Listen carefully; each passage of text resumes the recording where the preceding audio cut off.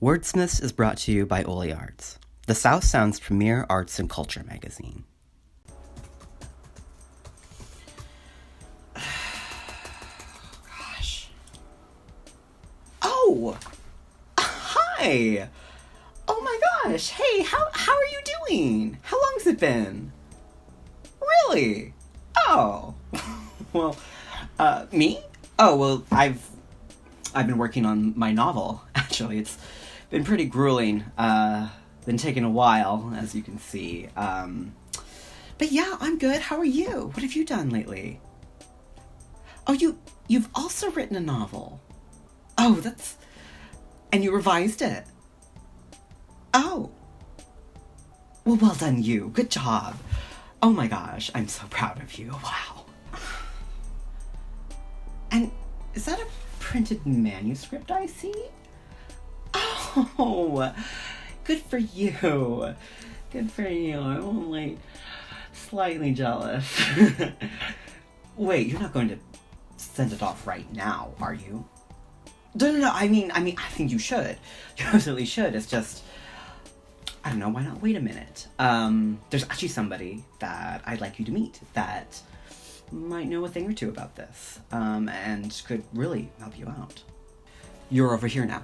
Her name is Laura Stanfill, and she is the creator and owner of Forest Avenue Press and the Main Street Writers Movement. And honestly, if it weren't for Laura, Wordsmiths wouldn't even exist, even though it is very erratically scheduled. Sorry. But yeah, I sat down with Laura 1 or 2 years ago and learned so much about publishing from her. Whenever I see Laura, actually, I learn a lot. So watch this interview, learn some stuff, and then come back for some homework, okay? Okay, I'll see you in a bit.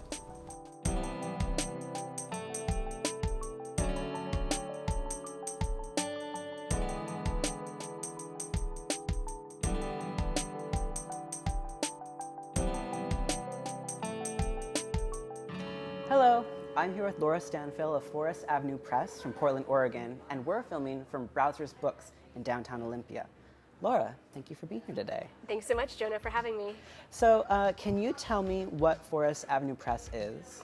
Sure, we're a small, independently owned publishing house, and we publish literary fiction. And what's your role in Forest Avenue Press? I'm the publisher. I'm also the founder. And in fact, when we first got started, it took a really long time to call myself a publisher because I didn't really know what I was doing.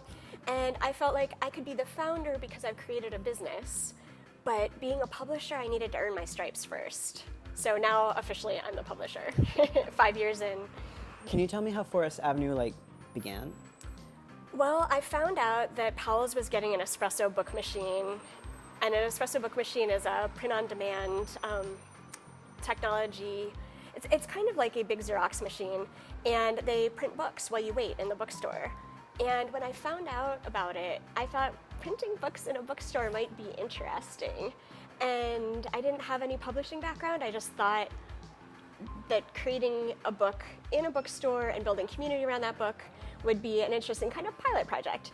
And so that's really how we got going. I found out about that, and then one night after writing group, my friend Gigi Little asked me, "Are you really interested in publishing a book?"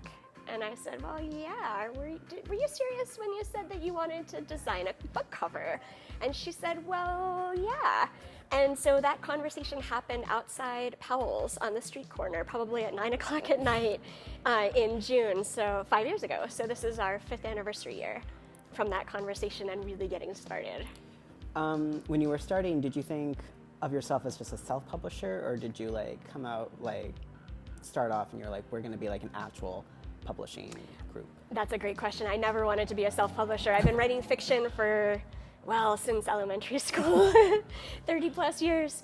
And I knew I wanted to promote and publish Oregon writers and help other people with their careers. I knew too many people who were trying to get a hold in New York, and they would get really close. They would knock on the door in New York or get a foot in the door in New York, and then no book deal would transpire. And so I thought, I know enough about public relations and newspaper writing and magazine writing and freelance manuscript editing, and maybe I could make one more home with all of those skills for writers, and so that's what I did.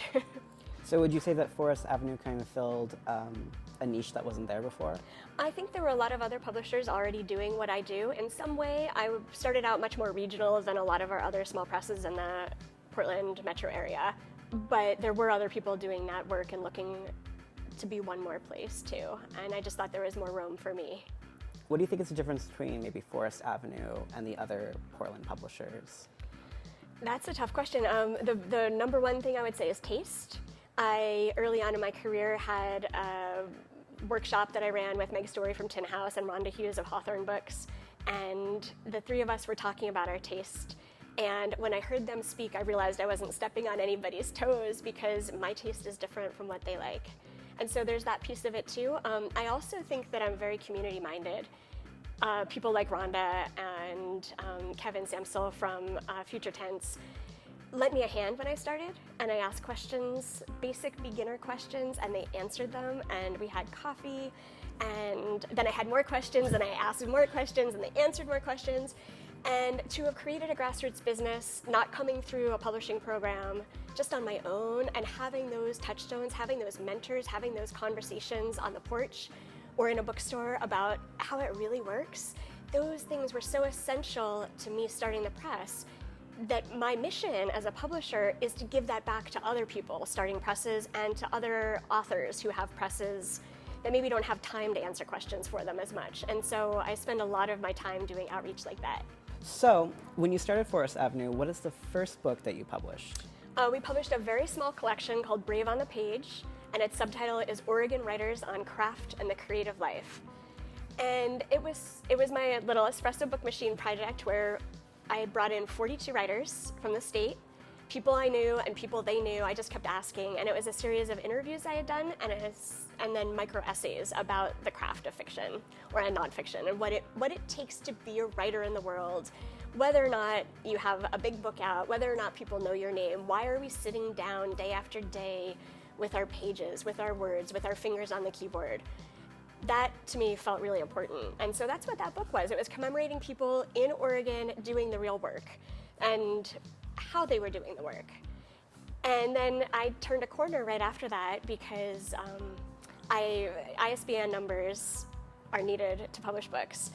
And buying one was $125. And I thought, well, that's a lot of money for one book.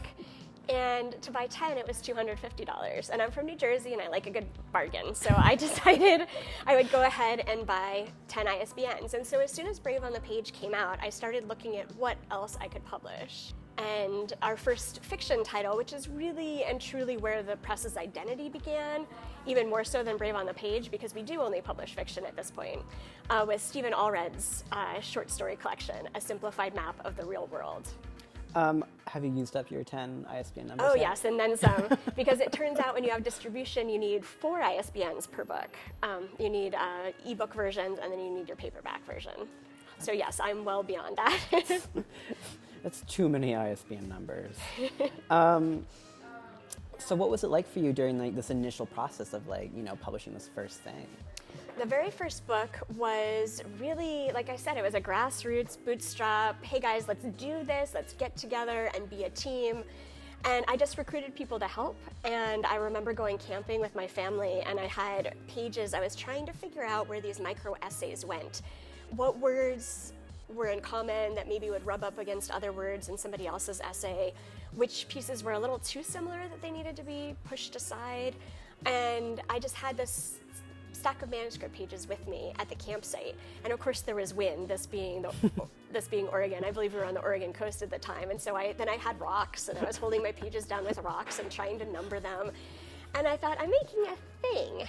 Right now, I'm on vacation, and I have these pages, and my family is asleep, and I'm making a thing that's going to be printed in the world. It's going to exist. And these people's words are going to exist. And one of my favorite little micro essays in there was by an author named Brian M. Biggs. And he wrote about never being published before.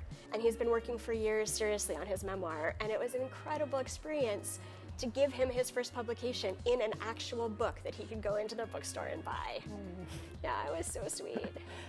Let's talk about how Forest Avenue has grown since its initial book. Like, you're obviously not printing out of that espresso book machine anymore. So it wasn't cost effective for one thing.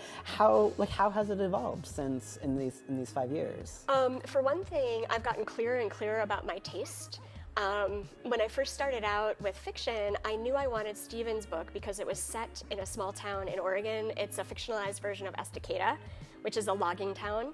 And it was a series of 15 short stories with different characters, and it felt like, as a regional press wanting to publish and promote Oregon writers, wanting to bring Oregon writers into the local bookstores to talk about writing, it was exactly the right place to start. And then from there, we grew gradually. We had the next book was set in Alaska, and then the book after that was set in Delaware, but they were all by Oregon writers. How did Portland initially respond to Forest Avenue Press?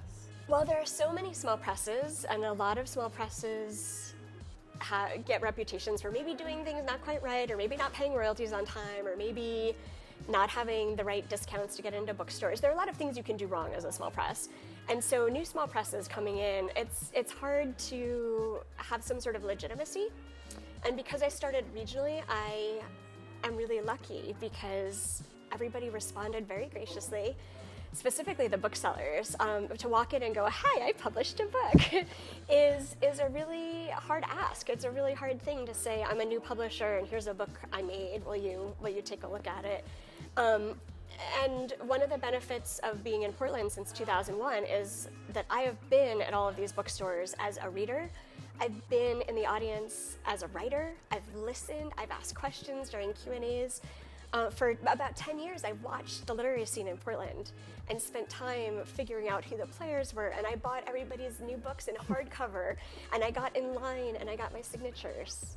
And it was worth it, because even though I didn't feel like I was allowed to know those people yet, I understood the scene, and I was on the scene, and so when it was my turn to create a book, there was legitimacy there. Yeah. So they recognize you, like, oh, Laura's starting a press, like, of course I'll help her. I think so. I mean, there's always that wariness of a new press coming up and like, how long are they going to last? Maybe 6 months? This is a tough business. In Portland, of course, we have Ooligan Press, which is it's a master's program out of Portland State. So there are a whole lot of publishing professionals who have actually learned what to do in the classroom and then follow that up with internships. And I'm kind of an outlier that way, where it's like, "Hi, I'm going to make a book." Smile. And so I was really, really thrilled that I was given respect with that first project. And it helped, too, that I was publishing in Brave on the Page a number of writers who had been working in the industry and had put out good books for a number of years. So that helped. But then when Simplified Map came out, the Oregon nature of it helped. And the fact that Stephen Allred had been in the community for 20-some years teaching at the Pinewood table, his legitimacy also helped me get that book in. And we kept selling out. I would sell, back in those days, I would get a short run, and I would sell the books out of my car. I would bring them to the bookstores on consignment and sell other copies out of boxes in my car or at shows. Yeah. It was definitely low tech until 2014 when we got distribution with Legato Publishers Group, which is now owned by Ingram. So how has Forest Avenue influenced the Pacific Northwest community since, getting big? This is one of those questions that I wish 5 other people besides me could answer, because it's hard for me to see. I'm so energized by doing the work. I'm so excited about being present with the words on the page and acquisitions and setting up events, that to really zoom out a little bit and look at the big picture and see what's changed, it's hard for me. But I have been doing a little bit of it because of our 5-year anniversary. And one of the things I've seen in the past 5 years is there are more presses that have popped up, and there are reading series, and there are podcasts.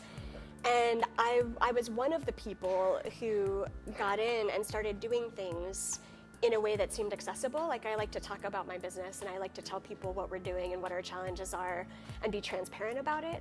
And I think maybe some of that transparency, or maybe some of my, I'm gonna try this anyway kind of attitude, has helped some people I know start their own pieces of the literary culture and add to it in their own way. And I think it's really important to continue to do that. And I hope that the people that I've helped by giving them advice and suggestions and in publishing and as authors and in other creative endeavors, that I hope they turn around and do that for the next group too. So, because I think that just keeps making everything better.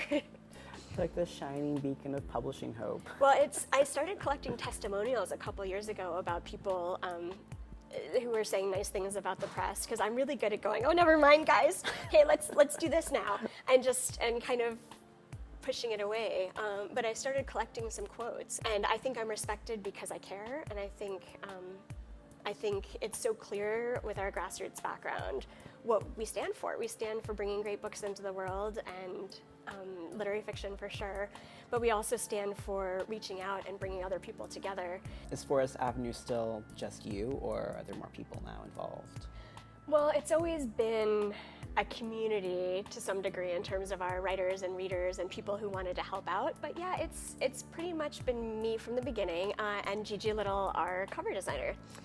And Gigi, it turns out, is phenomenally talented at cover design, and she just won the gold medal for small format cover design from the Pub West Design Awards.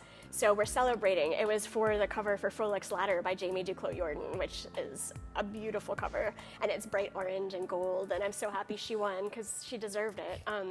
Her covers are magnificent, and they've given our press an identity, a visual identity that is gender neutral. A lot of the covers that come out of New York are very gendered.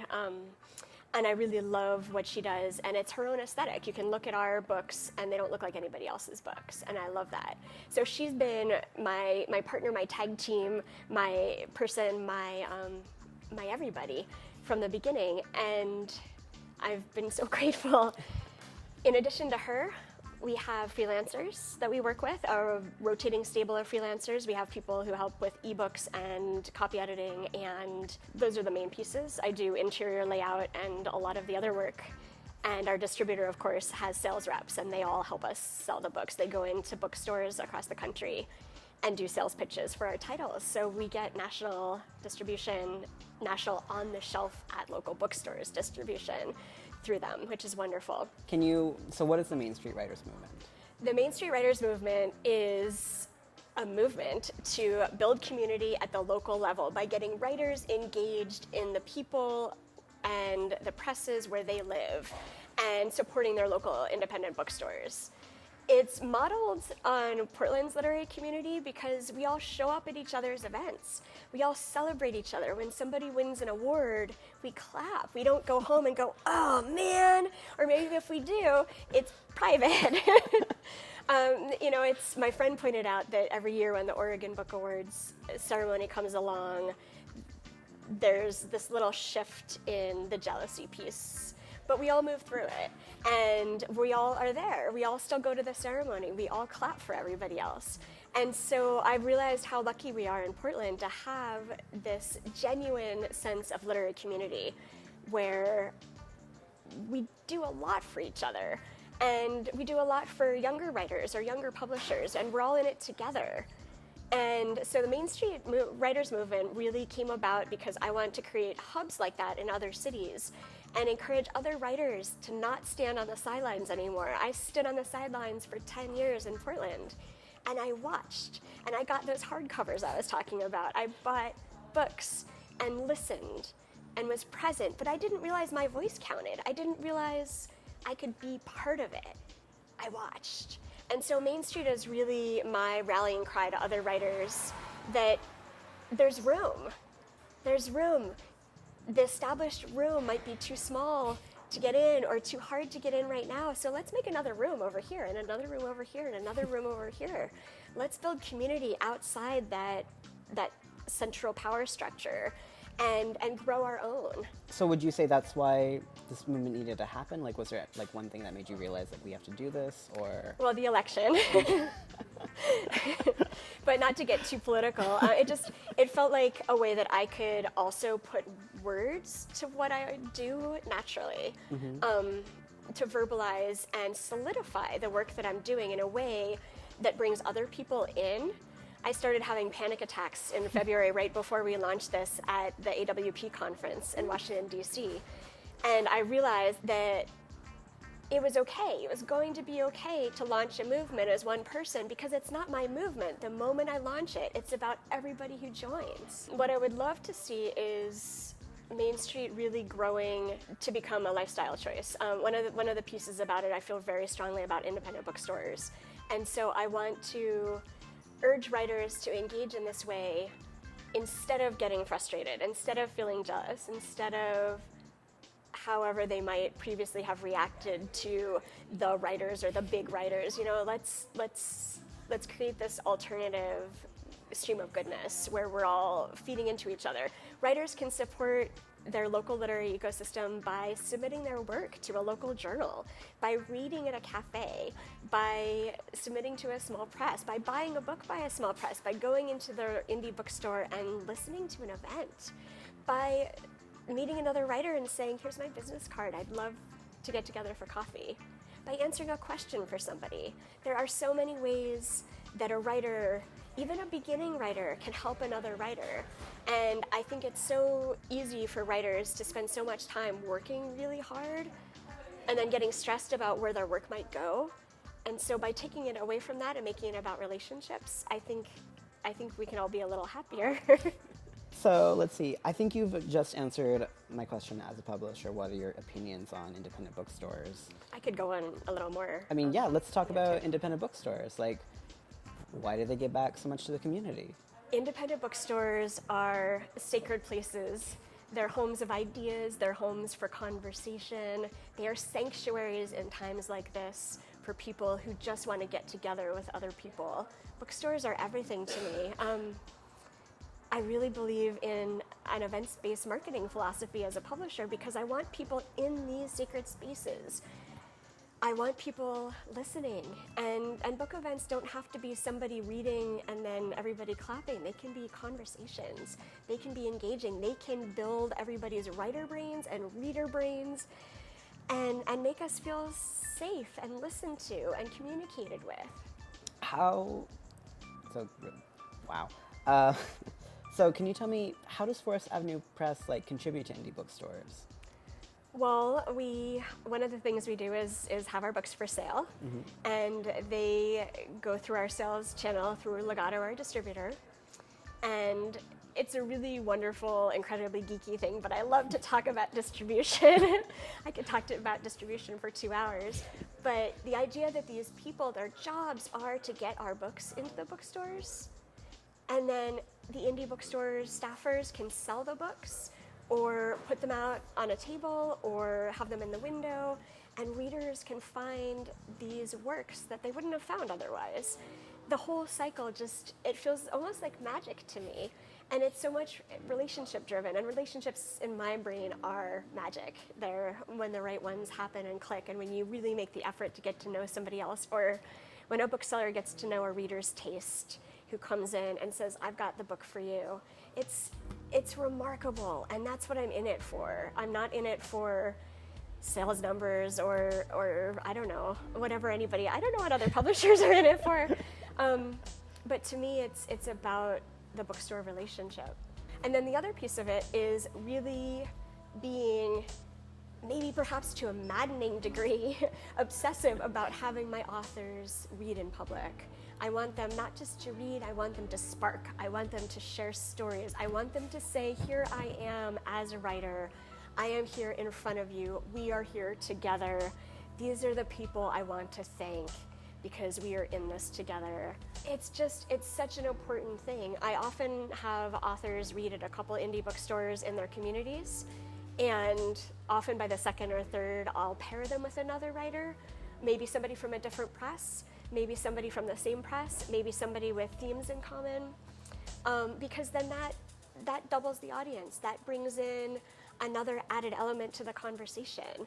That brings more sparks of more ideas and more interesting Q&As. And then I bring all those people to the bookstores, and hopefully they walk out with books, and hopefully that benefits the bookstores.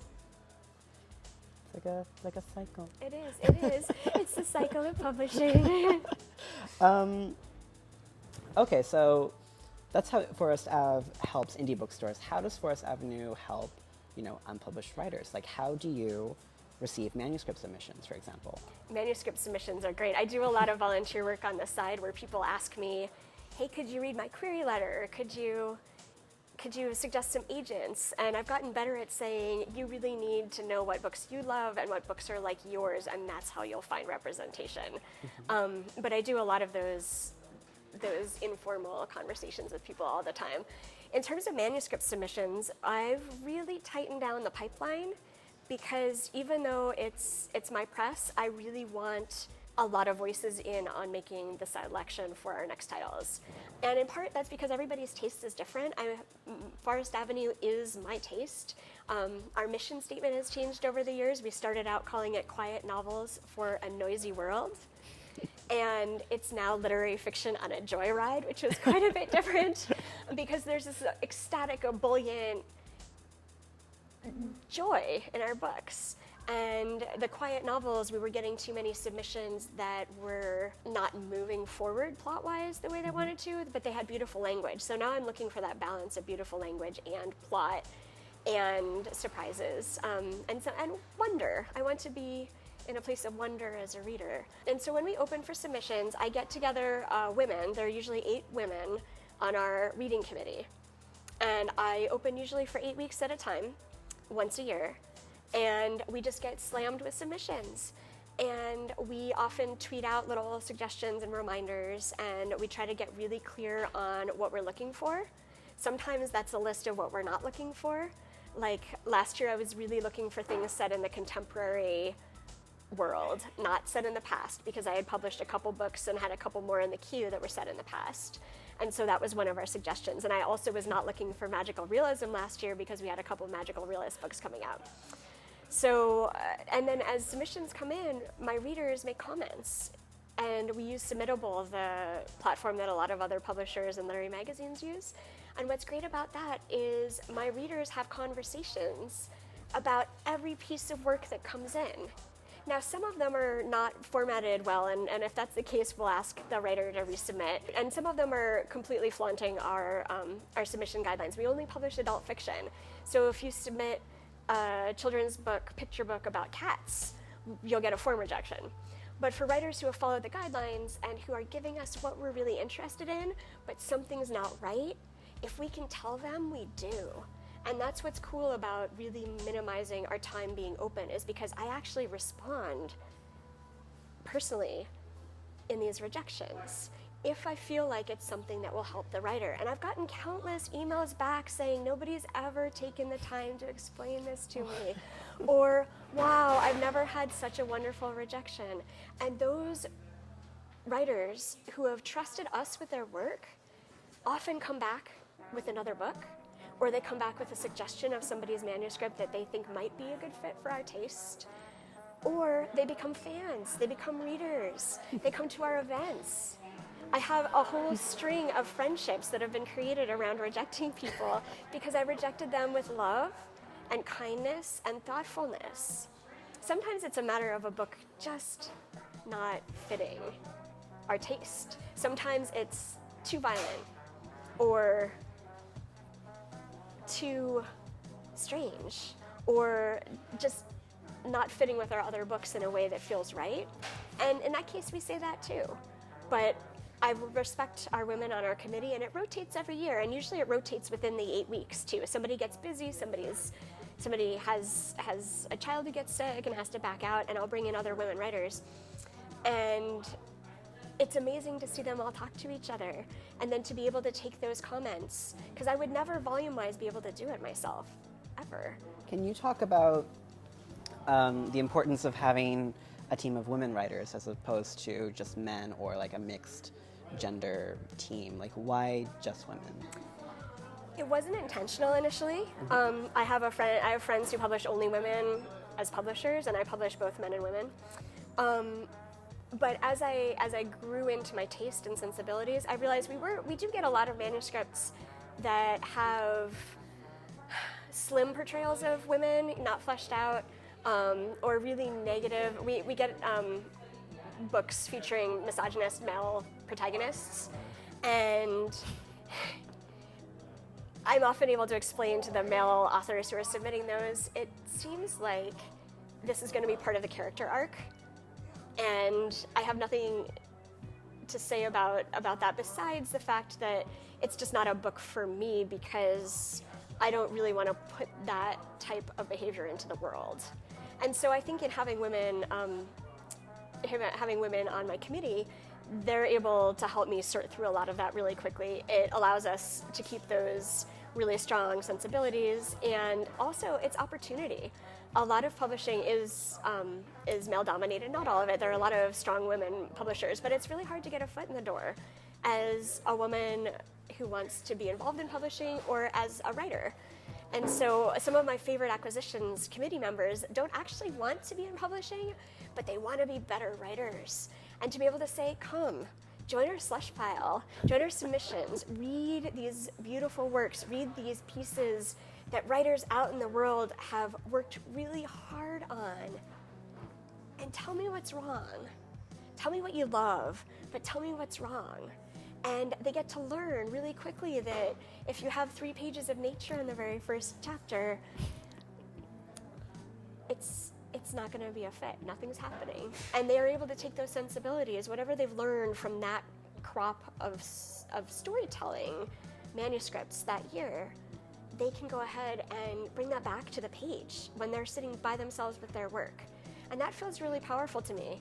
Now, if a man came to me and really wanted to be on the committee, I would certainly consider it. But as steering the helm of the ship, steering the press, I've felt really happy to have women and give them those opportunities.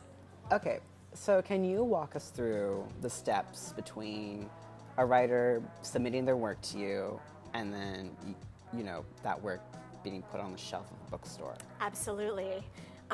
Also one of my favorite things to talk about, in fact. There's a lot of misconception out there with writers about how this whole process works, and I love talking about it to share that transparency. Once we sign the contract, I fall in love with a book, and when my committee approves it, I have one more reader who has to read it, and she's my next door neighbor. And I print out pages for her for every single book, and if she says no, I don't publish the book. It's sort of, and she has said no before.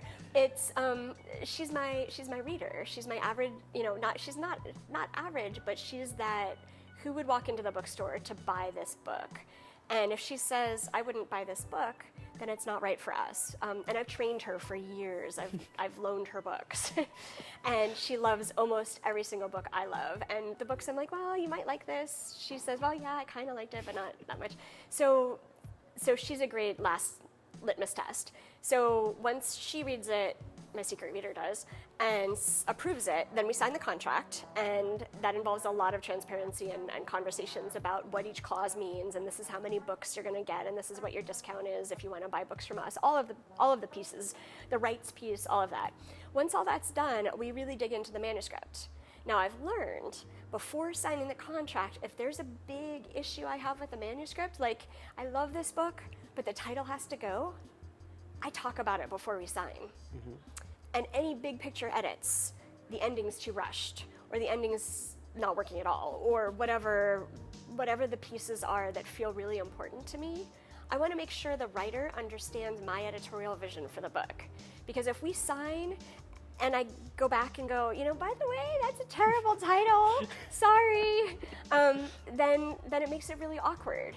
And so I try to be really upfront about the kinds of work we'll be doing together on the book. And I would say 98% of the time, maybe even 99% of the time, the writer goes, I was worried about that. Yes, this was my master's thesis. Or most of the time, we're all on the same page about changing the title or doing whatever fixes. And so we can move forward right into that editorial process. And how long that takes depends on how much work needs to be done on the manuscript. Sometimes, if it's a manuscript I love and it's not ready, I will give extensive notes to an author, and he or she will go back and rework it and give it back, and then I'll give more notes, and then they'll give it back, and eventually we'll sign, and we'll be ready to move on to the next step. Sometimes it's really quick. Sometimes authors have been waiting for years, working on a book for 10 years, waiting for it to find the right home, and every year and every revision and every reader, it just gets better. And those books are so ready to move on to the next step. And usually I do some developmental editing. Often in those cases, it's I want a little bit more right here. Let's open up this line. Let's look at this. And it gets up more on the copy editing level than the big picture developmental. But then eventually, when that piece is ready, it goes to our copy editor. And we'll usually do a pass with her right after we get the early galleys out. The early galleys are coverless. They don't have blurbs yet, but they're paper, and we print them at Gorham in Centralia because we want physical copies to go after big name writers. This is part of my secret recipe of what makes our books sell well at bookstores, and it's blurbs maybe don't help readers all that much. A lot of readers don't like blurbs and don't read them, but to get into the bookstore, having big names on your book helps. And so we make these really early copies that I've edited. They're not copy edited, but they're edited well enough, and we get those out to people who might want a blurb, so they have a physical copy, and we get those blurbs. And then as we're waiting for those blurbs to come back is the copy editing phase, and we also are getting ready to make ARCs, advanced reading copies, ARCs, galleys, the names are all interchangeable, and those will have the cover, and those will have the blurbs, and they will have metadata information on the back, the ISBN numbers, the price, the marketing plan, not for sale, making sure, because you're not supposed to sell them, they're promo copies. And once those are done, we start sending them out, and that's really exciting. They often go out to bookstores and at the same time as reviewers. We like to give booksellers we know early peeks at those books. And from there, we continue working with the copy editor. She will read the paper copy at that point, and I will make fixes. And from there, and as we're doing all of that, we have sales conference for the book, and I'll go down to Berkeley and I'll present our titles in front of a room full of sales reps who will then go out and sell them.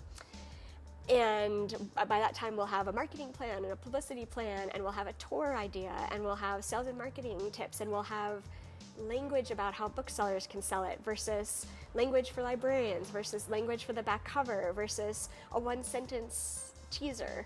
And all of that will come together all at once.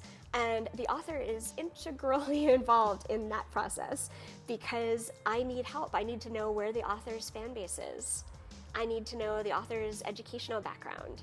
I need to know any awards. I need to know any contacts in the media or other writers, because we want to leverage all of that. We want to take this writer and really get those words out. And the writer is my best tool for getting those words out. So the more we can work together, the better off we can get to land those arcs out with people who will actually do something meaningful with them. Can you speak more on your approach on the writer-publisher relationship? Sure. I think it should be very close. And it's really a business relationship. We sign a contract, I buy the book, and the author and I are involved in taking something that's been in his or her brain, in his or her computer, this other world that's been created, this fictional world, and turning it outward and saying, here, judge this, read this, how do you feel about this? It's a very personal process. And so one of my coaching mechanisms that happens is working on pre-flighting authors about what it's going to feel like to shift from perceived potential, especially debut writers.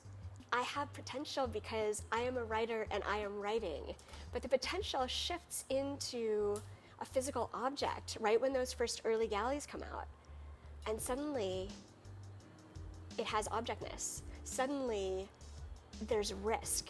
The potential is all well and fine, but now it's been transformed into reality. And so the author has to shift from being a writer who's doing the work at home to a writer who's doing the work in the world. And that feels like, of all the coaching pieces I work with my authors, that feels like the most important part. And some authors are shy and have to learn how to speak in front of people. Some authors are great at speaking in front of people, but need help when a bad review comes in. And so it's a fragile time in a writer's life, especially for debuts, and it's so important to me that that's a piece of it. Transparency we've talked about throughout this, and that's another big piece too. Making sure that the writer knows every single thing we're doing and why. And certain things I do on the side and let them know afterwards. If I make a really big pitch and I don't know if it's going to come through, I may or may not say, I'm pitching this big place today, because I don't want them to worry about it. I don't want them to feel bad about if it doesn't come through, but I do keep them in the loop and share where I'm sending things. And then after a while, once the galleys come out and once the arcs come out and the final copy edits are done, we coast. We wait for reviews, we wait for responses, and then we wait for the magic pub date, and then all the events and hullabaloo that comes around that. And after that, the relationship continues, because books in this marketplace have a good 3-month launch cycle. And after those 3 months, they really become backlist titles, and they have to be handled too. They have to be cared for and nurtured, and more events have to be set up. And as we get to that part, I'm working on shifting the control and the reins to my authors to make sure that they feel invested in what they want to do most to build their career as an author. And that's something we talk about all the way through. Do you foresee any like big changes in both writing and publishing as we like go out into the future? Like, do you see any? This is a really hard question. I was not in publishing when the rise of ebooks changed the landscape. So I've heard the aftermath conversations about ebooks. And in fact, my first PubWest meeting that I attended, a conference, everybody said, well, how about ebooks this year? You have any questions? And it was a round table, and everybody's like, oh no, we're good, we got it. And they talked in the meeting about how even a couple years ago, even the year before, ebooks were still a hot topic of conversation in terms of market share and in terms of the new types of ebooks that were coming out, and how to, different platforms. And now that conversation's really died down. I don't foresee what the next big piece is. I do think that Amazon is going to be a topic for a while, in terms of market share and how it's not helpful to independent bookstores. And part of my strong mission is to remind people that we really need to go to these stores and support these stores and celebrate them as places of learning and places of knowledge. And everybody's watching Amazon because they've now created their own bookstores in different cities, and they seem to be always cooking up the next thing. And so I'm worried about it as somebody in the publishing industry, because I don't think it's good for publishing, and I don't think it's certainly not good for the literary ecosystem, or the literary community in different cities. But in terms of big picture changes, I don't have that crystal ball. I do know that people still love print. I do know that it was exciting to hear that ebooks weren't so big the way they used to be, because my target market prefers print, my audience prefers print, and I'm not sure what'll come next. But I do think that having digital increases in technology and availability has allowed more publishers to grow. The Espresso Book Machine is where I started, and then I did print on demand through Lightning Source, which is an Ingram company. And I wouldn't have had a chance. I wouldn't have been able to afford thousands of books on an offset run, and I wouldn't have known where to put them if I had started that way. So I can see that shifts in that technology getting even better than it is now in terms of adding more color capabilities. Hardcovers are available now, print on demand. Those things will continue to increase opportunities. Do you have any advice for unpublished writers? Absolutely. Read, listen, participate. Part of writing is doing the work, but a lot of it is building those community relationships. If I had shown up as a publisher or as an author without having been to my local bookstores and without being known, it would have been a lot harder sell to get people excited about what I was doing. So as a writer, your job is to do the work and keep the work sacred, but it's also about building connections, genuine, meaningful connections, by going in and talking to a local bookstore staffer about the latest title that you're interested in, or asking a question, going to an event, being present on the scene, listening, taking it in, asking the question, saying hi. introducing yourself to an author you admire, sending a fan letter. I sent a fan letter this week to an author whose book kind of washed up on my doorstep, and there's a whole series. There's a lot of rain in the book, and there are these lost objects that wash up on the porch of this woman character. And I felt like the book had just landed on my doorstep out of the blue like that. And I had to tell him how much it meant to me and how it found the right hands. And so I wrote him a fan letter. We should all be doing that for each other, because that's what matters. And he wrote back and said, this is why I wrote that book, is to reach people like you. What is your favorite thing from this experience? I would say that one of my favorite moments was showing up to Powell's the night we launched our first fiction title, Stephen Allred's A Simplified Map of the Real World, and his father was in the front row. Really, that was pretty amazing. And his name was on the marquee. Mm-hmm. And that was the moment where I realized, yes, this work was worth it. We've made an object, it's in the world, he's waited his whole life for this moment, and I made it happen with my team. It was pretty incredible. And every single time I launch a book, I have that again. Almost all of my authors have been debut authors, and so every single moment where the clapping begins and the author walks up to the mic and says hi, I get that moment all over again. Because family's in the room, friends are in the room, the community's in the room. So, last question. What do you think makes a good story? It so depends on the perspective of the reader, and that's something I have to teach my authors, that your story may be the perfect story for one reader and not at all a fit for another. So in terms of my own feelings about stories, I want to be left with a sense of wonder at the end. And in fact, I want to arrive at the first page with a sense of being deeply invested in that wonder. As an only child, I grew up in a world of books and music boxes. And not that all the stories I read have to be fun or whimsical, but there's a sense that anything can happen when you open a book.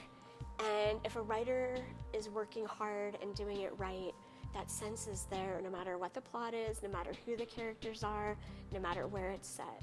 And that's what I read for. I want to be drawn in by that sense of wonder and by that authority that the author has in creating a world. Well, thank you for, coming and talking with me about publishing. I get to talk to my favorite publisher and my favorite bookstore, Browsers, and what a wonderful conversation we've had. So thank you. Thank you so much for introducing me to an art form I don't know much about. You can find Forest Avenue Press titles in your local independent bookstore, and make sure to support them, because they're important. You can find out more about Forest Avenue Press at forestavenuepress.com. Since we filmed that interview, they've come out with a few more things, so I would definitely check it out. But okay, here's your homework. Okay, so that manuscript right there. You should go through a couple more revisions, 1 or 2, and then you should submit it. Yeah, you should submit your manuscript. It doesn't necessarily have to be a novel. It could be a short story or a piece of poetry, whatever. You could do Forest Avenue Press, you could do creativecolloquy.com, or anything like that. There's a bunch of places. Just go browse Submittable or something. The goal here is just not to be afraid of submitting, because this industry is run by good people like Laura, and they're not scary. Just don't be afraid. I know it's scary, but don't have to be. But yeah, and if you get rejected, don't worry about it. Don't worry. Maybe we should do an episode on rejection, honestly, because that's a thing. But we'll see. But yeah, the goal is to be comfortable with submitting and being okay with that. And with that, I wish you all happy writing, and I will see you in 2020. That was a joke. Hopefully.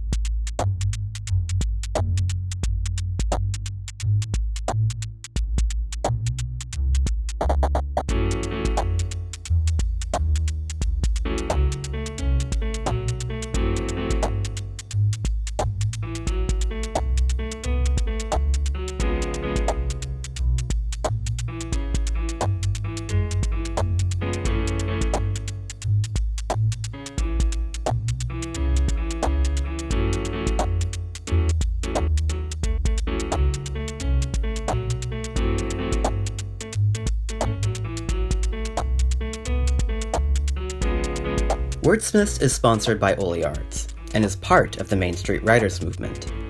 Check out our sponsor at olyards.org and learn more about the movement at forestavenuepress.com/Main Street Writers Movement. Did you like the music? I did too! Tunes for this episode were provided by local musician Christian Carpenter, also known as the artist Food Nipple. He also had help from Christian David Chinchilla down in LA, which coordinated this whole thing over email and Facebook. Hello Christian, meet Christian. Christian, how are you doing on Christian's track? It was very confusing, but it was great. You can check out Christian Carpenter's Bandcamp for music from this episode and more. Also, I super hate plugging myself, but here we go anyway. If you liked this and you want more content like it to be uploaded very irregularly, I said that right, you can follow my creative endeavors at facebook.com/wallydrags or my YouTube at youtube.com/LazyEyesInc. Why is it called Lazy Eyes Inc? Because I named it when I was 13, and I have to live with that choice.